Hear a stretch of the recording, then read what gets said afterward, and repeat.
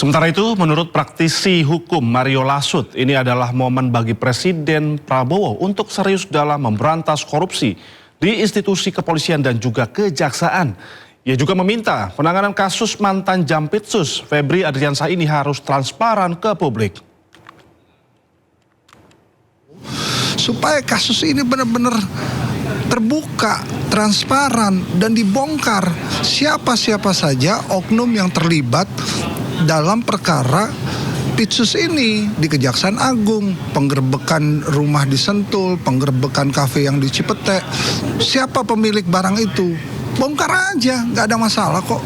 Dan ini harus dibuka seluas-luasnya supaya ini menjadi pelajaran yang sangat berharga, pembersihan terhadap dua institusi besar, yaitu Kejaksaan Agung maupun kepolisian. Kita punya cita-cita dan keinginan yang sama bahwa negara ini harus bebas dari biang-biang koruptor. Dalam kasus ini, anggota DPR RI fraksi PDIP juga mengusulkan agar mantan Jampitsus Febri Adriansah dijatuhi hukuman mati. Menurut PDIP, kasus yang menjerat aparat hukum adalah menjijikan dan sangat memalukan. Anggota Komisi 3 DPR RI fraksi PDIP, Nasyirul Falah Amru atau yang biasa disapa Gus Falah, mengatakan kasus dugaan korupsi yang menjerat mantan Jampitsus Kejaksaan Agung Febri Adriansah memalukan dan melukai hati rakyat. Jika terbukti, dirinya meminta agar terduga pelaku dihukum seberat-beratnya seperti hukuman mati. Tindakan terduga pelaku juga dinilai menjijikan karena merupakan aparat penegak hukum. Skandal dalam proses yang terjadi dan sudah ditetapkan tersangka. Ini adalah sesuatu yang sungguh sangat memalukan dan sungguh sangat mengecewakan hati nurani rakyat seluruh Indonesia. Oleh karena itu, saya meminta pelaku tersangka diadili yang seberat-beratnya. Kalau bisa dihukum mati. Karena apa? Karena ini menyangkut hajat hidup orang banyak. Bayangkan blackout PLN karena kasus batubara. Bayangkan soal Krakatau Steel, Asabri. Ini kan sangat sungguh menjijikkan, apalagi dilakukan oleh aparat penegak hukum yang kita cintai ini. Saya sepakat dengan pimpinan mengusulkan untuk dibikin panja terkait kasus yang saat ini lagi kita dalami ini. Kita ke informasi lainnya pemirsa, sidang lanjutan pra-peradilan yang diajukan Roy Suryo atas penetapan tersangka kasus ijazah Jokowi kembali berlanjut. Agenda sidang kali ini adalah mendengarkan keterangan termohon. Pengadilan Negeri Jakarta Selatan hari ini akan menggelar sidang lanjutan pra-peradilan yang diajukan Roy Suryo, tersangka kasus ijazah Jokowi. Sidang rencananya akan dimulai pada pukul 9 pagi ini dengan agenda jawab termohon, serta diusahakan replik dan duplik pada hari siang yang sama. Ini merupakan sidang pra-peradilan kedua yang diajukan Roy Suryo atas penetapan tersangka dirinya dalam kasus ijazah Jokowi. Surat perintah penyidikan penetapan tersangka maupun dokumen administrasi 43/3 res. Dan untuk mengetahui suasana sidang pra-peradilan Roy Suryo di Pengadilan Negeri Jakarta Selatan, kami telah terhubung dengan rekan kami Amrina Rida dan juru kamera Pandu Priyo. Selamat siang Amrina, silakan dengan laporan Anda.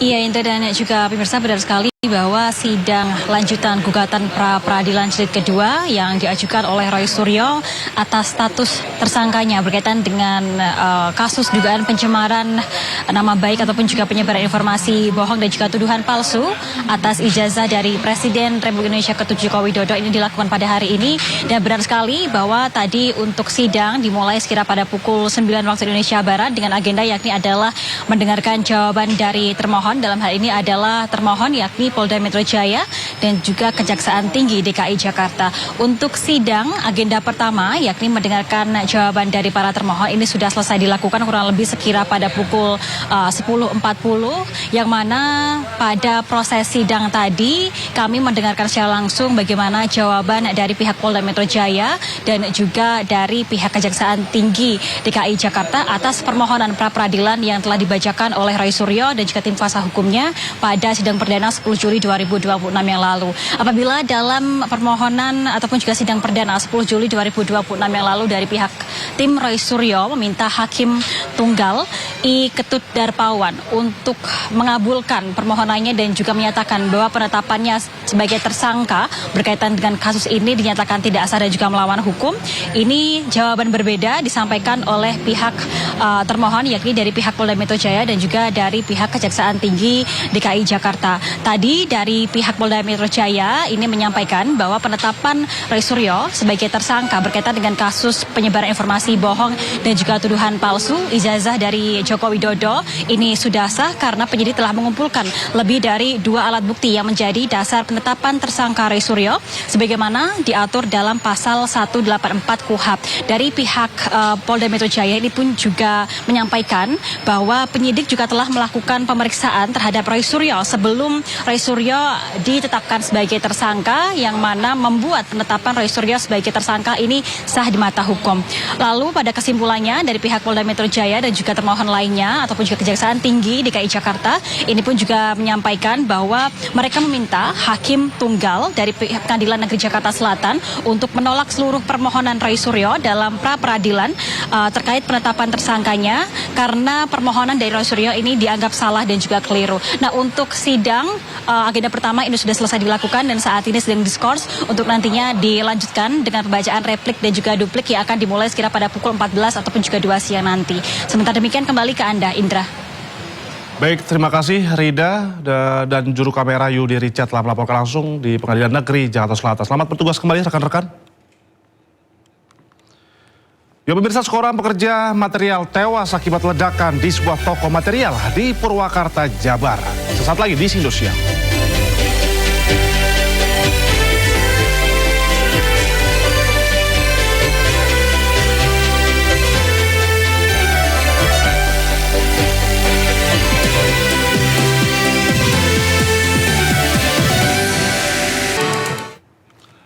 Kita informasi lainnya pemirsa, Menko Polhukam periode 2019-2024 Mahfud MD dan DPR RI mendesak agar mantan Jampitsus Febri Ardiansah dijatuhi hukuman mati. Selain menjijikan dan memalukan, tindakan Febri dinilai sebagai kejahatan luar biasa.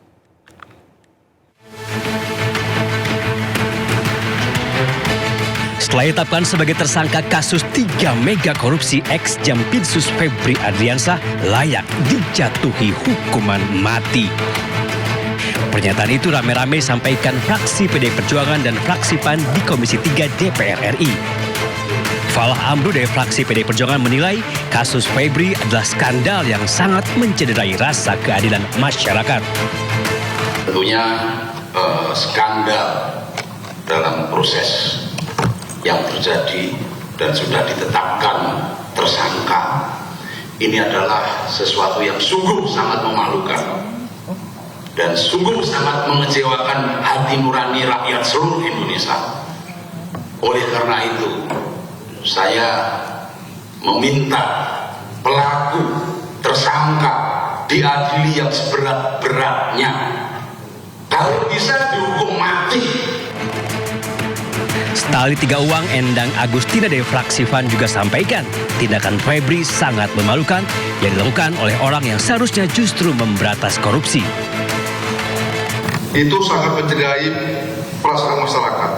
Masyarakat sedang susah hidupnya, dia yang seharusnya memberantas korupsi, tetapi malah korupsi. Ini sangat memprihatinkan dan harus dihukum berat. Kalau perlu dihukum mati, apa yang seperti sampaikan Kuswal tadi.